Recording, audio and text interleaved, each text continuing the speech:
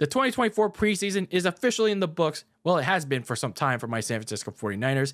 And even though I'm late and out of date talking about this, well, we're here to talk about it anyway because we're on the road to the regular season for my San Francisco 49ers.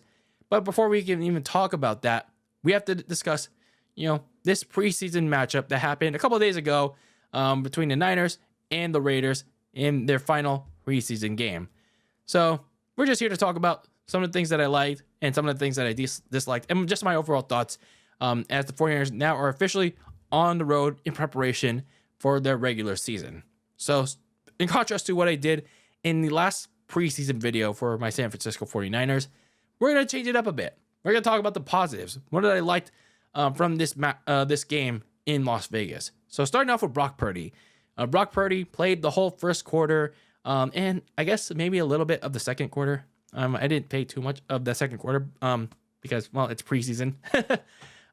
With Brock Purdy, I thought he did much better in this game. And it certainly helps when he had most of his starting supporting cast out there, especially when he had in the receiving game, George Kittle and Deebo Samuel gained their first and only live reps in this game. So it certainly helped that Purdy was able to throw to someone that he can actually trust out there.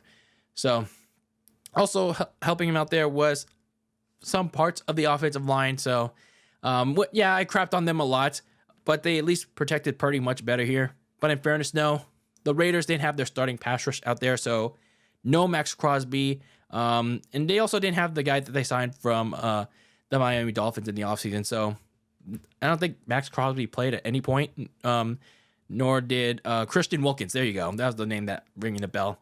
Neither of those two guys played in the preseason at all. And, as a safety measure, nonetheless. But, in fairness to that offensive line, they didn't have to deal with the Raiders starting pass rush out there.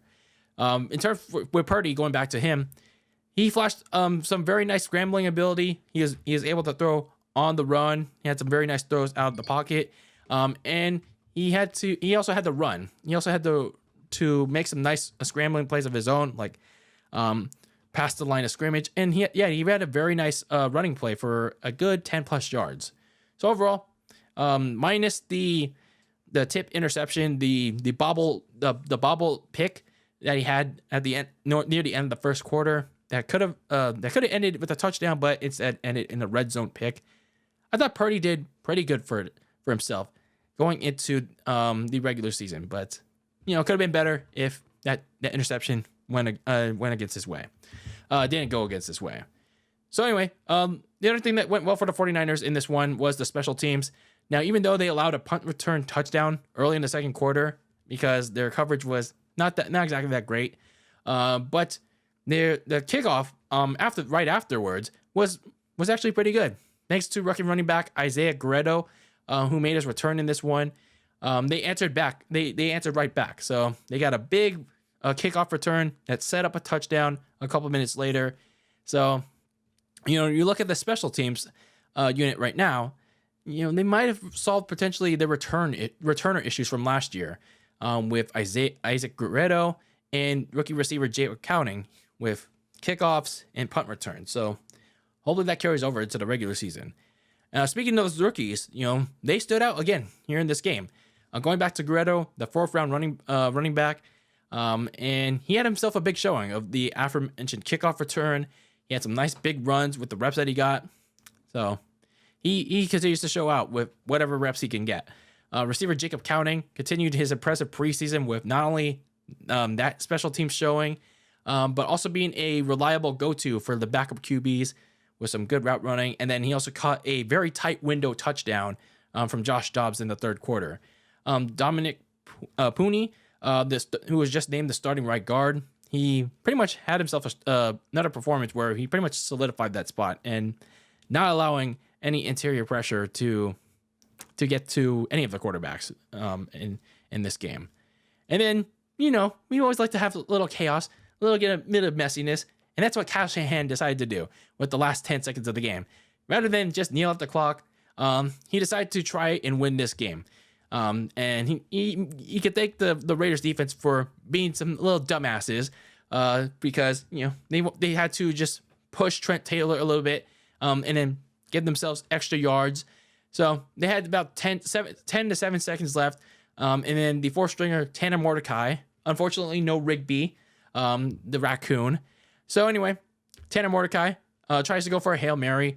And they were just like a little bit close to winning it for fuck all with their laterals. And Trent Taylor actually caught the Hail Mary pass. But unfortunately, they were just a little bit short of the goal line, a little bit short of the end zone. But the touchdown would have counted anyway because of an illegal forward pass that Mordecai threw. But hey, we live for the chaos, pal. We live for the messiness, and that's all that matters. It was a very nice way to end the regular season. But I mean, it did end in a tie. But hell, it was messy. It was fun. You get to try a bunch of this stuff in the preseason. Like, sure, why not? Now, in terms of the bad stuff that happened in this game, there were 2 key injuries in this matchup for San Francisco, and both of them came on the defensive line to Leonard Floyd and Yuter Gross-Matos.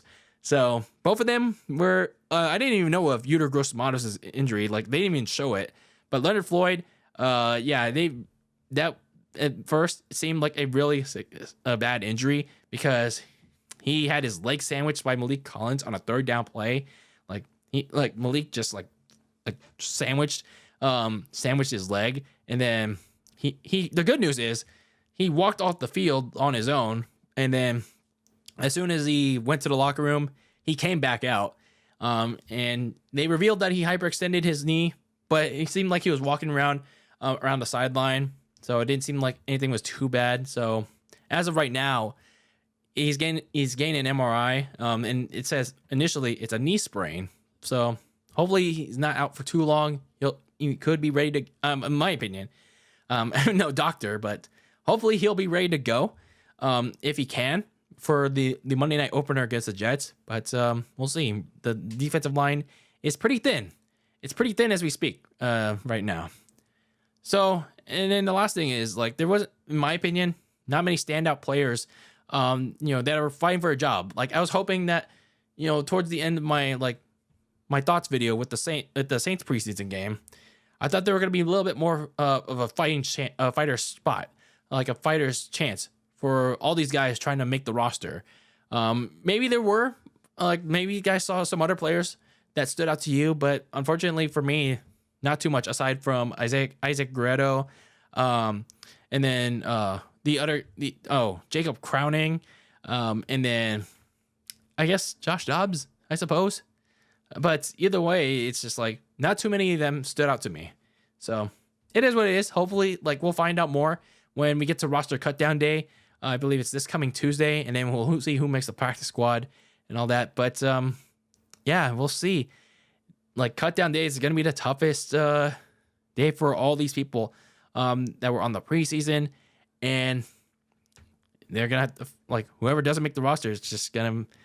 It sucks, man. It really sucks losing that spot, and then you just hope that you make it there. You find another way to make it there, or I don't know. But anyway, yeah, it's just my thoughts on this final preseason game for the San Francisco 49ers. Now the real action begins in a couple weeks for my 49ers in week 1 on a Monday night. So sorry, Liv and Dom. And Raw. Yeah. I remember last year we shat on Raw so much that we had to skip Monday Night Raw so much. I was waiting for the day we could skip Monday Night Raw. But it feels a little a little disappointing that we have to skip it. But Raw's been kind of meh these past couple weeks. But anyway, for my 49ers, oh no, we're definitely skipping Raw because they're playing against the New York Jets, and I'm excited for the season opener. Hopefully we begin our own redemption tour. We'll see what happens though, because let's just hope we break that curse. The loser's curse. We don't run into that again. Because we certainly ran into some of those issues during this past offseason. And also hope that we get something done with this Brandon Ayuk shit and this Trent Williams shit. Either sign them to a deal or ditch them. Come on, man. Why is it taking this long, especially for Ayuk? get the contract done. Can we get something done already with Ayuk? Like, seriously. Anyway, yeah, just my thoughts on this final preseason game against the Las Vegas Raiders. Hopefully, we'll find out who makes the roster, and yeah, who doesn't. And I hope the players that I did like end up making the cut. So we'll see. We'll see how it goes from here. I can't wait for the regular season opener against the New York Jets. And I hope you will too, for my 49ers fans out there. So anyway, that's just my quick thoughts. And as always, keep that lasagna very cold in the fridge with your takes on the world of sports. And I hope you guys enjoyed or didn't enjoy, this little kind of thing I want you to try out for the preseason for my 49ers and just in general. So anyway, until the next one, peace out.